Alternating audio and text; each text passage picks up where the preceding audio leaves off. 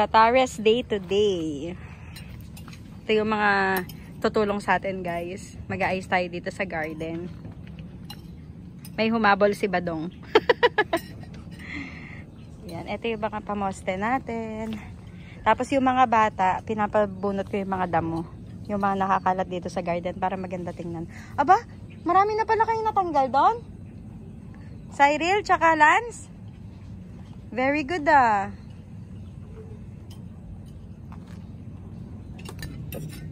Guys, kailangan natin silang busugin. Kasi mapapagod sila mamaya. Tutulungan nyo ba si Tita Jel? Apo. Very good. Ito nga pala yung tatay nila. Kasama ko rin si Puti. Kasi mag-ayos kami guys ng bakod. Tinanggal na kasi namin yung mga nandito dahil mga bulok na. Ayun o. Tapos magpapalit si Puti ng mga kahoy. Naka-order kami ng kahoy sa bundok. Ayan, papalitan natin. Para maging maganda ulit dito sa garden. Kasi medyo weird. Maganda naman siya kaso nawiwirduhan ako sa itsura.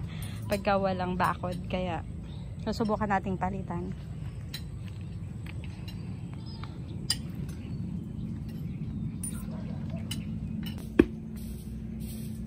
Yan. Kakawati na lang guys yung gagamitin nating pang pang bakod. Dapat may buho kami dyan. Kaya lang wala kaming ma-orderan ngayon. Dahil mura pa daw yung mga buho. Kaya ang sabi ko na lang kay Puti, yung pinaka poste na yan, nakakawate, yun na lang din yung gawing pinaka pahalang kasi wala namang kaming choice sa ngayon. And dito guys, tingnan nyo.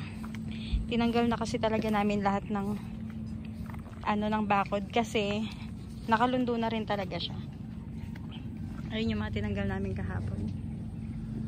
Ayan. At okay naman sana na walang bakod, kaya lang naninibago ako, tsaka mas okay pa rin yung may ganyan tayo. Baka dito hindi abutin. Palagay mo tayo abutin dito, hindi? O yan lang. Sana kapag ka pwede pa, pagka may kahoy pa, oo, kahit ito lang na. Iba lang din kasi talaga pagka may pagka may bakod. Batares lang to guys. Itong mga pinsang kong mga macho. Macho kitin. And dito naman, tingnan nyo naman yung mga batuta dito. Na busy din.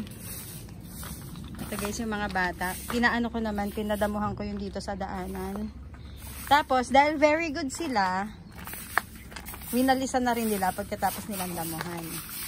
Ayan, si Lance at si Cyril. Thank you. Tapos, edi kailangan yan dun sa daspanin. Ida-daspan tapos dun na lang lalagay. No? Sisigaan natin mamaya. Ayun lang, hindi ko alam. Bait naman ng mga bata na to.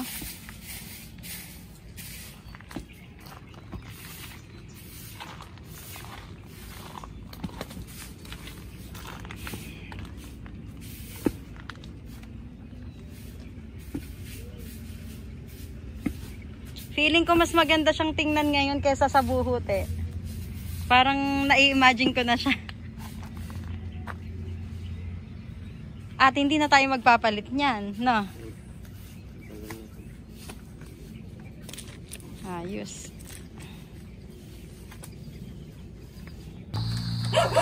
Guys, tingnan niyo yung mga pamangking ko. Oh, baka tumama sa e-bike. Baka tumama sa e-bike. Sige pa. Doon sa may puno.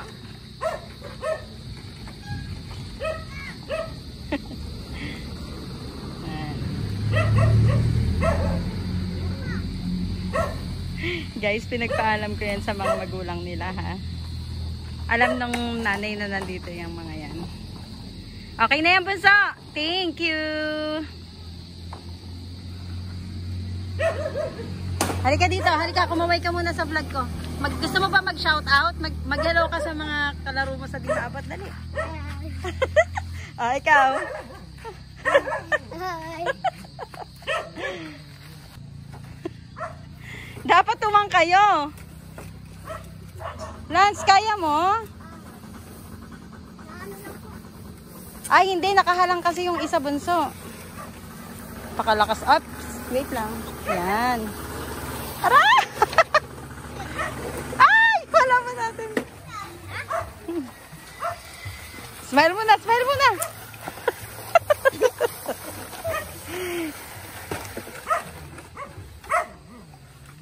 Yan.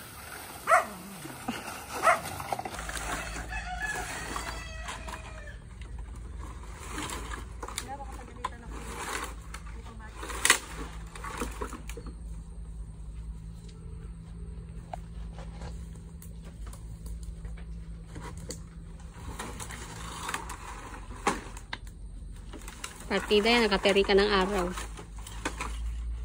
Na yung resulta ng ginawa nating bakod na pinagawa ko kay Puti kasi hindi ko nadugtungan agad yung vlog ko last time dahil umulan-ulan na nun.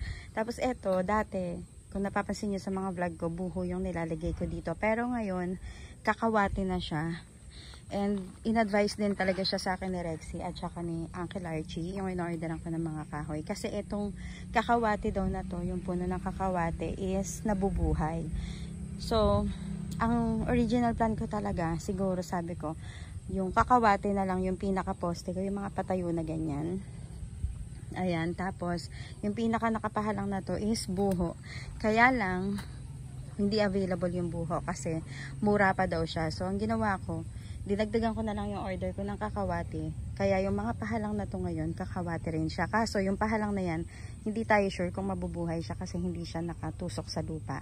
Pero yung mga nakatayo, ayan, mga ganyan, sure yan na mabubuhay sila. Kaya sa susunod, pag magpapalit na ulit tayo ng bakod, hindi na katulad noon na talagang lahat-lahat pinapalitan natin. Kasi ngayon, dahil nga tutubo na tong mga nakatayo, ang papalitan na lang natin palagi is yung pahalang.